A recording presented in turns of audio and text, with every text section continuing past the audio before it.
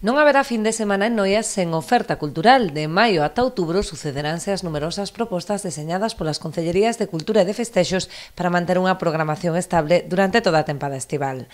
En maio, ademais das actividades das letras galegas, terán lugar os concertos de fin de curso dos nenos da Escola de Música, que se desenvolverán no Coliseo Noela.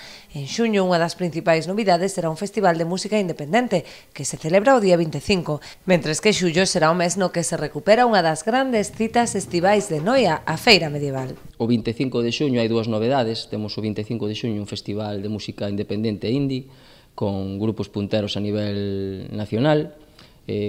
Pois vamos a ir avanzando a programación específica xa, eu creo que para a semana.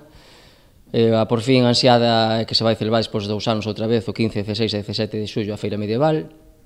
O 30 de xullo, que hai outra novedade, onde vamos intentar facer unha romería popular na zona urbana, nun monte moi próximo á zona urbana, para que a xente xoven teña un sitio de referencia con actuacións de grupos, comidas populares. Agosto arranca con música, primeiro o Festival Internacional de Arpa e a continuación o de Jazz. O día 20 celebrarase o San Cosmeiro, que dará paso ás festas de San Bartolomeu a partir do día 23. O 20 de agosto xa temos fecha tamén para esa festa que organiza a Asociación Pon San Cosmeiro xunto co Concello.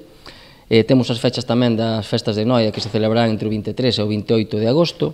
E temos entre o 7 e o 15 de outubro ese Festival Internacional de Mostra de Curtas. A medida que se acheguen as datas, o Concello detallará de forma pormenorizada cada un destes eventos.